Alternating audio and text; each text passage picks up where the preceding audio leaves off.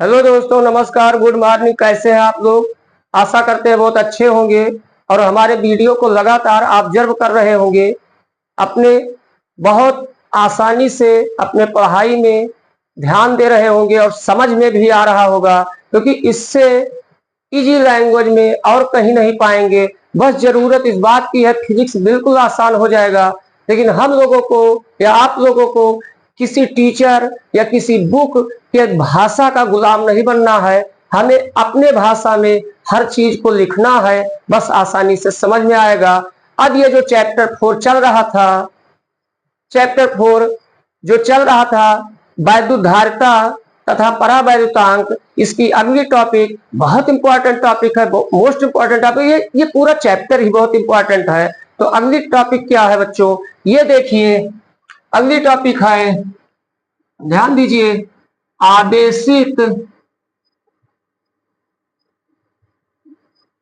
आदेशित चालक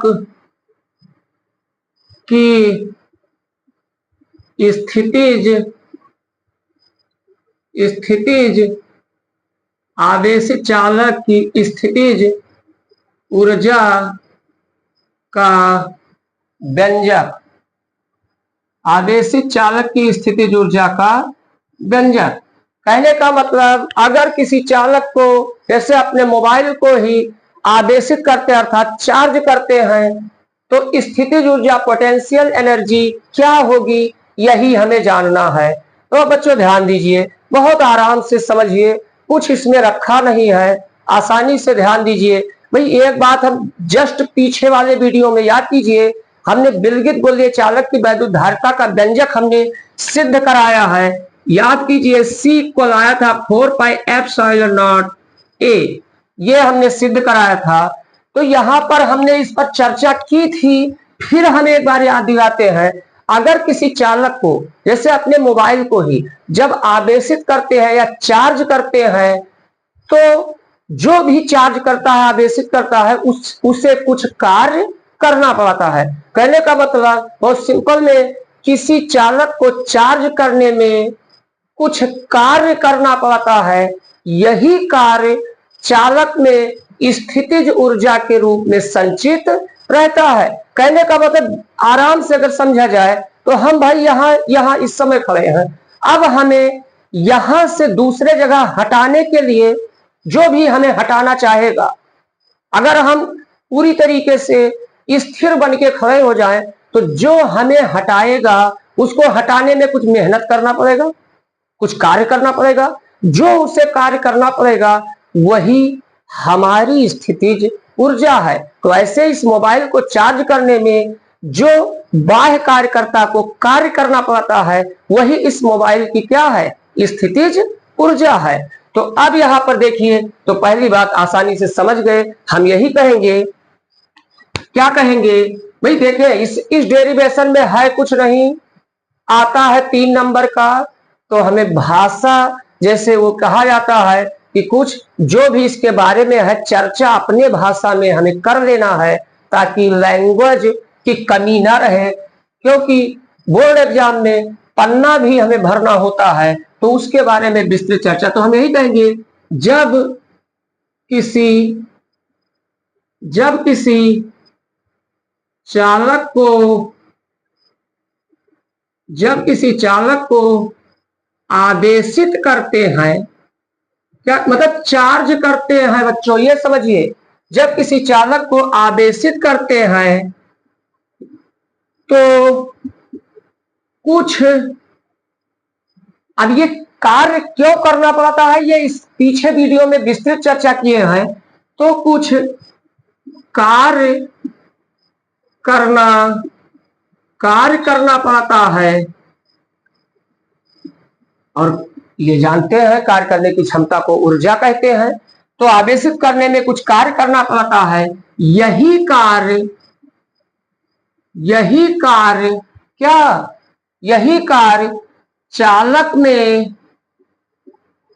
चालक में स्थितिज ऊर्जा के रूप में क्या रहता है, संचित रहता है। स्थितिज ऊर्जा के रूप में संचित रहता है। एक बात तो इतनी बात हो गई बच्चों, जान गए किसी मोबाइल को चार्ज करने में कुछ कार्य करना पड़ता है, वही कार्य उस मोबाइल में स्थितिज ऊर्जा के रूप में संचित रहता है। तो ऐसे ही किसी चालक को आवेशित करने में कुछ कार्य करना पड़ता है, वही कार्य चालक में स्थितिज ऊर्जा के रूप में संचित रहता है। अब आगे क्या कहेंगे, पीछे वीडियो में जो कहे थे वही हम कहेंगे। मोबाइल चार्ज अगर करना है तो क्या तुरंत चार्जर से कनेक्ट किया मोबाइल को और 100% चार्ज कर देंगे? ऐसा तो संभव ही नहीं है, अभी ऐसा कोई चार्जर बना ही नहीं है। क्या होता है कि धीरे धीरे, मान लीजिए 100% हमें चार्ज करना है तो 1%, 2%, 3%, मतलब 100% जो चार्ज करना है उसका, उसे छोटे छोटे भागों में विभाजित करके चार्ज करते हैं। तो वही हम यहां कहेंगे। देखिए बच्चों, यही कहेंगे कि माना, क्या माना, माना किसी चालक को प्लस क्यू आदेश, भाषा में टेंशन मत लेना क्योंकि इसमें कुछ डेरिवेशन है नहीं, मेन भाषा ही है इसमें और भाषा मेन है। तो माना किसी चालक को, ये बच्चों ध्यान रखिएगा, यहां को हमने लिखा है, माना किसी चालक को प्लस क्यू आदेश, माना किसी चालक को प्लस क्यू आदेश देना है। अब आप ही बताओ, एक बार प्लस क्यू आदेश दे देंगे? ऐसा तो संभव नहीं है। तो क्या कहेंगे, माना किसी चालक को प्लस क्यू आदेश छोटे छोटे, मतलब 1%, 2% के टाइप का छोटे छोटे भागों में क्या करके, डिवाइड करके, छोटे छोटे भागों में विभाजित करके दिया जाता है। तो एक बात तो हम पहले ही जिस दिन धारिता पढ़ा रहे थे उसी दिन बता दिए थे कि ये जो दिया, किसी चालक को दिया गया आदेश उसके चालक में विभव में होने वाली वृद्धि के अनुक्रमानुपाती या समानुपाती होता है। जैसे जैसे चालक को आदेश देंगे वैसे वैसे उसके विभव में क्या होगी, वृद्धि होगी। तो कहने का मतलब ये ध्यान देना है कि जब हमें देना तो कुल मिला के प्लस क्यू आदेश है, लेकिन जब आदेश का पहला भाग हम देंगे उस समय उस चालक पर विभव क्या रहेगा, शून्य रहेगा। तो हम यही कहेंगे छोटे छोटे भागों में विभाजित करके दिया जाता है। जब, देखिए बच्चों, जब आदेश का कौन सा भाग, पहला भाग, जब आदेश का पहला भाग देते हैं तो, जब आदेश का पहला भाग देते हैं तो क्या, चालक पर विभव शून्य होने के कारण कोई कार्य नहीं करना पड़ता है।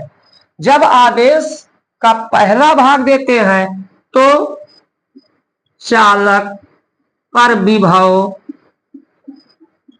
शून्य, ये शब्द अंडरलाइन कर देते, याद रखिएगा। स्टार्टिंग में जब आदेश का पहला भाग देते हैं तो चालक पर विभव शून्य होने की वजह से, अब यहां वजह ना लिखे, चालक पर विभव शून्य होने के कारण,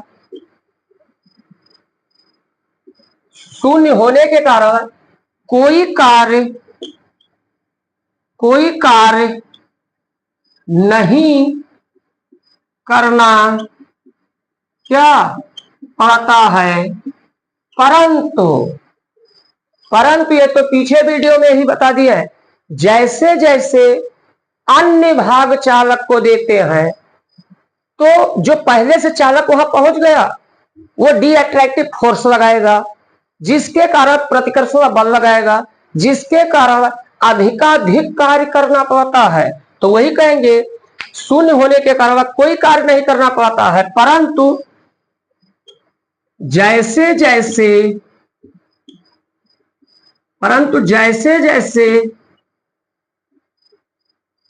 शेष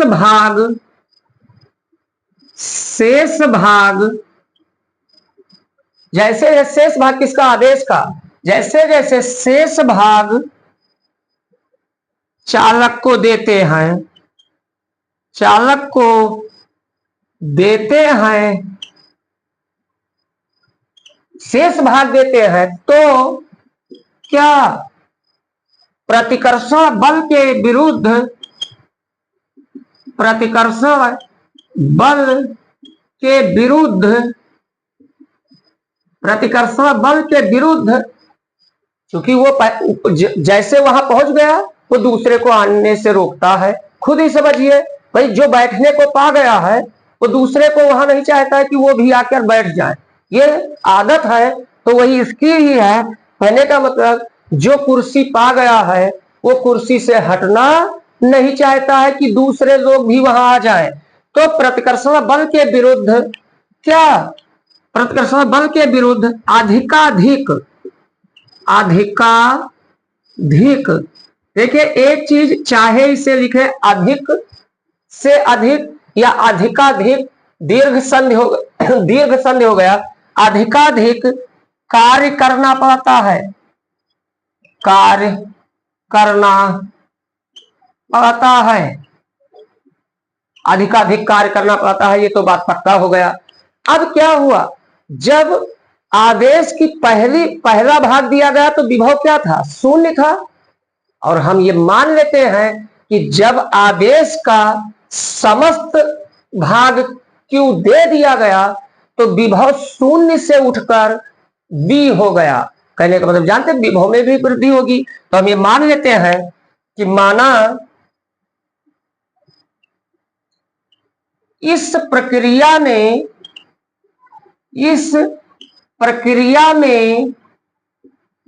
विभव शून्य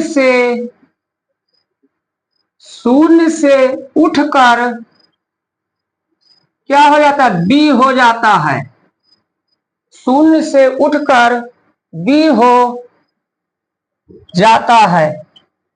अब बच्चों एक बार इसको स्क्रीन, यहां तक शायद कोई दिक्कत नहीं होगी, अब आराम से समझ गए होंगे। अब स्क्रीनशॉट ले लीजिए ताकि हम इसे इरेज करना चाहते हैं।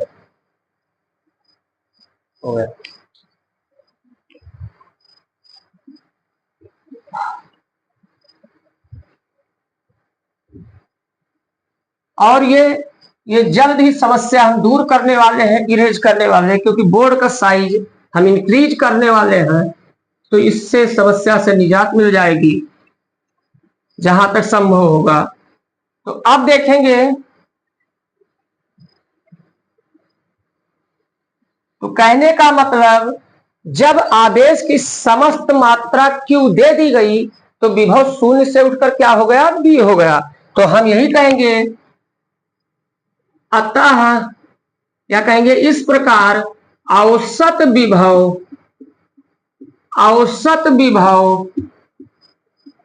अब एक बात समझते हैं, तो क्लास 6, 4th, 5th से ही पढ़ाते चले आ रहे हैं। औसत जिसे सांख्यिकी में माध्य भी कहते हैं, औसत का मतलब क्या होता है, पदों का योग बटा पदों की संख्या। तो इसमें औसत विभव निकालना है, तो स्टार्टिंग में विभव शून्य था, अंत में विभव B हो गया, तो ये तो हो गया पदों का योग। भाई दो पद है बटा पदों की संख्या कितनी हो गई, 2।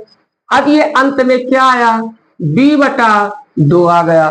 तो ये औसत विभव हमें पता लग गया, मगर हमें निकालना क्या है, किया गया कार्य। क्या निकालना है, किया गया कार्य। तो यहां पर किया गया कार्य देखिए, अतः विभव की परिभाषा से, विभव की परिभाषा से ध्यान रखिएगा, कह दीजिएगा, विभव की परिभाषा से याद कीजिए, किया गया विभव बराबर होता क्या है, W अपान आवेश, कार्य बटा आवेश, और निकालना हमें कार्य है। तो इसका मतलब कार्य बराबर क्या हो जाएगा, क्रॉस मल्टीप्लाई, तो विभव इंटू आवेश होगा। तो परिभाषा से क्या कहेंगे हम, कार्य W बराबर क्या हो जाएगा, औसत विभव इंटू क्या हो जाएगा बच्चों, भाई कार्य बराबर विभव इंटू आवेश होता है, इंटू आवेश, मान उठा के रख दीजिए। W इक्वल, देखिए औसत विभव आया क्या है, हाफ V, तो ये आया है हाफ B हो गया औसत विभव, और आदेश क्या है, Q है। तो ये हमें किया गया कार्य बच्चों मिल गया। यही कार्य क्या है, यही कार्य चालक की स्थितिज ऊर्जा है, यही कार्य चालक की स्थितिज, यही कार्य चालक की स्थितिज ऊर्जा है। तो ये चालक की स्थितिज ऊर्जा को किससे, स्थितिज ऊर्जा को जानते हैं U से प्रदर्शित करते हैं। देयरफॉर U इक्वल क्या आ गया, हाफ बी क्यू। ये हमारा, चूंकि जानते हैं ऊर्जा का मात्रक जूल होता है, तो एक तो ये इक्वेशन हमें मिल गया, एक तो हमें ये इसका सूत्र मिल गया। दूसरा देखिए, इसको हम चेंज करना चाहते हैं, अगर हम चेंज करना चाहते हैं तो देखिए धारिता के पदों में अगर हम ले जाएं तो सिंस, ध्यान दीजिए हम पहले पढ़ा चुके हैं, B इक्वल क्या होता है, सी क्यू, यहां जानते हैं C वैद्युत धारिता है, तो B इक्वल सी क्यू होता है। तो ये B का मान अगर रख दे, B इक्वल सी क्यू से U इक्वल क्या हो जाएगा, अब देखिए B के जगह सी क्यू रखेंगे तो ये क्या हो जाएगा, हाफ B के जगह सी क्यू, तो C और Q एक और आ गया, Q स्क्वायर हो गया, इक्वेशन नंबर क्या हो गया, सेकंड हो गया। तो बच्चों ये दो इक्वेशन आ चुके। अब यहीं से देखें, ये एक B और Q के पदों में आया, एक C और Q के पदों में आ गया। अब हम क्या करते हैं, हम यहां पर अगर Q को ही गायब करना चाहें तो इसके बाद यहां देख लीजिए बच्चों, इस साइड में हम आ जाते हैं, इस साइड में यहीं से देखिए बच्चों B इक्वल सी क्यू होता है, और अगर हम Q को ही गायब करना चाहते हैं तो Q इक्वल क्या हो जाएगा, B बाई सी हो जाएगा। तो पुनः देखिए, पुनः Q इक्वल B बाई सी से, अब अगर Q इक्वल B बाई सी रख दिया जाए क्वेश्चन नंबर फर्स्ट में, तो देखिए B के जगह पर, ये Q के जगह पर जब B बाई सी रखेंगे तो U इक्वल क्या हो जाएगा, हाफ सी बी स्क्वायर। ये बहुत प्रूव करने को आता है, किसी चालक की स्थिति सिद्ध कीजिए, किसी चालक की स्थिति ऊर्जा हाफ सी बी स्क्वायर होती है, तो जूल ये हो गया। अब बच्चों इक्वेशन नंबर ये क्या हो गया, थर्ड। बस अब एक बार हम एक लाइन चाहेंगे तो नीचे लिख देंगे कि फ्रॉम इक्वेशन फर्स्ट, अच्छा देखिए यहां लिख सकते हैं कि समीकरण 1, 2 व 3 आवेशित चालक के स्थितिज ऊर्जा के व्यंजक को प्रदर्शित करता है। एक बार फिर से बोल देते हैं, नोट कर लीजिए बच्चों, समीकरण 1 व 2 और 3 आवेशित चालक के स्थितिज ऊर्जा के व्यंजक को प्रदर्शित करता है, आवेशित चालक के स्थितिज ऊर्जा के व्यंजक को प्रदर्शित करता है। उम्मीद करते हैं बच्चों आप लोगों को बहुत अच्छा समझ में आया होगा। फिर हम नेक्स्ट वीडियो में मिलेंगे, तब तक के लिए जय हिंद जय भारत।